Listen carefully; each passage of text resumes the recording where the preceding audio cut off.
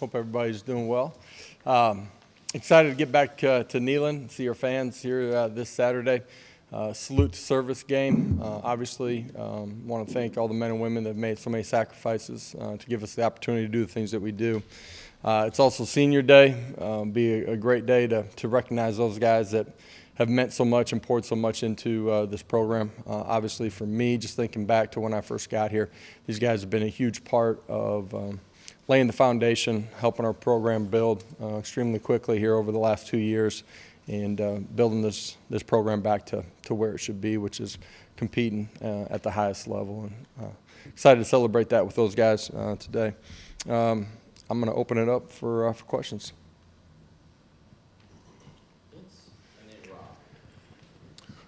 How would you assess your first practice back after Saturday? The energy in the building was good. Were guys disappointed after the game? Yeah, if they weren't, then we'd have real issues. I had an opportunity to, for them to go into the position meeting and unit meetings and just see, the landscape from the coach's perspective. They have a chance to watch it with them. And then as a team, too, just watch how the game unfolded and things that we did that can control the game and make it play out differently. But, that's a great thing about this sport is that, man, you only get one opportunity, and you play it 10 times. It unfolds differently 10 times every time. And for us, let's go back and control what we can control, which is how we prepare, how we practice, and how we go play this Saturday. As a competitor, you're only as good as the next one. You guys have heard me say that. It's true after a win, true after a loss. And for us as a program, it's time to get better. Coach, you guys have been so good at generating those chunk plays in the passing game. What was Georgia able to do that nobody else has been able to do to kind of limit that? Yeah, we had a couple opportunities, didn't hit them at times. And the other thing, too, is just you look at some of the things that we did to ourselves, 8 pre-snap penalties. That makes the game a whole lot tougher. And you lose some of the rhythm that we're accustomed to playing with and want to play with. Changes the way the game unfolds. Third down, situational football.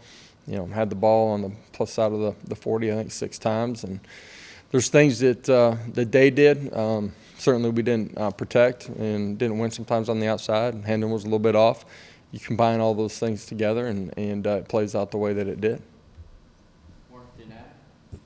Josh, obviously you've got the respect of the College Football Playoff Committee with them putting you number 1 a week ago.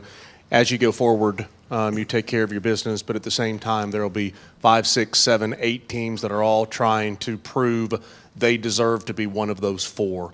How do you handle the style points as you go forward? Man, there's a whole month of football, and there's a lot of ball left to be played by everybody in the country.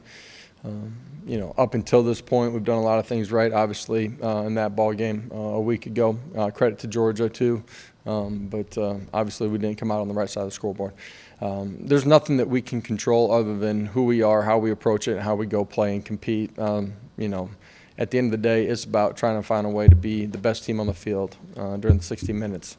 That's all we're concerned about. There's a sense maybe that some of your guys were just beat one-on-ones. Maybe that's why that game went like it did. When you look at film, can you see ways schematically and assignment, in terms of assignment, that if you play that game again, you can see how it would go differently? The first part of that, no. Did you lose just because guys got beat in one-on-ones? It wasn't scheme, it wasn't assignment, anything like that? Man, there's a whole lot of things that everybody can do different. Me, our assistant coaches, our players too. There's a lot of things that we didn't handle well and things that are certainly within our control. And things that we've done at a really high level throughout the course of the season. We'll get better at that, and we'll have opportunities to improve upon those things and play a lot better football here down the stretch.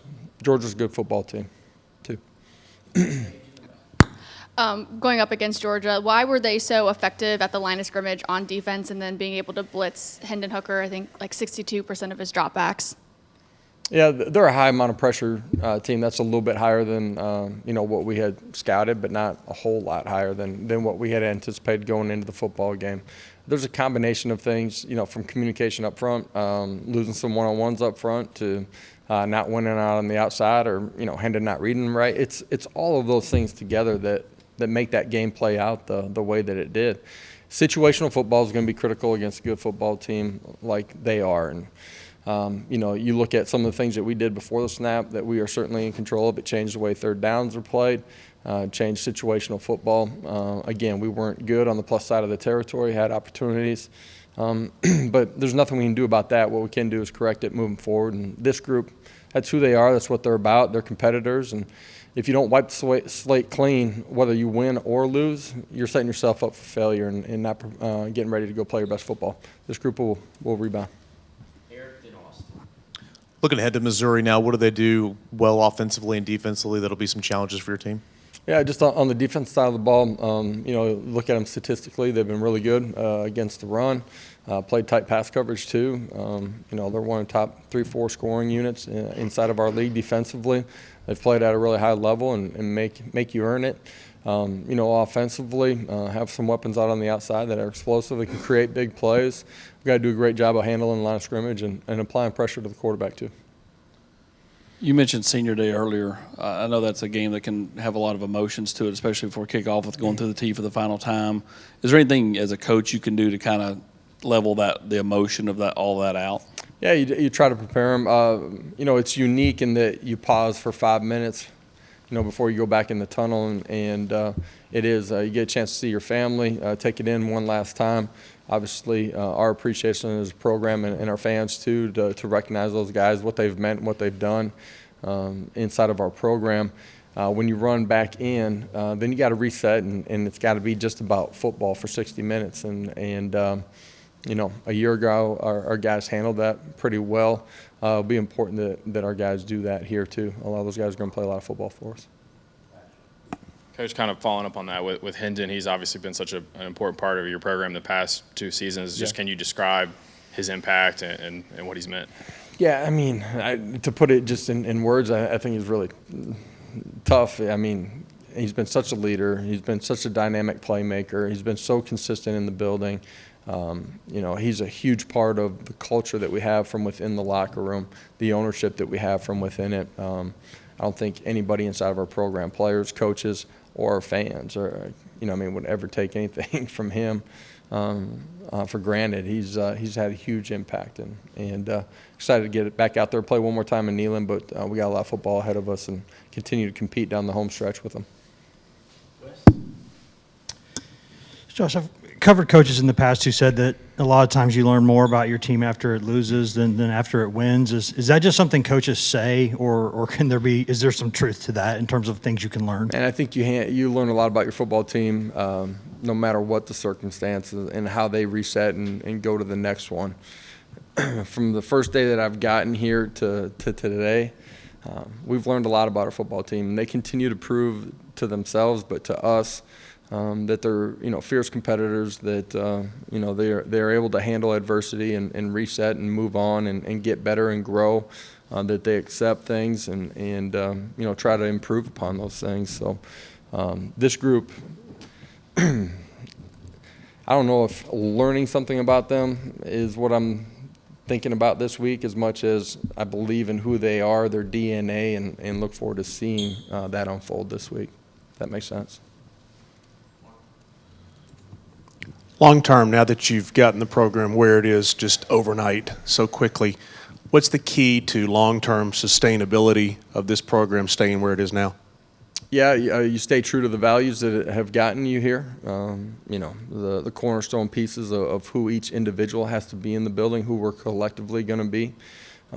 Continue to build connection and culture from within the building.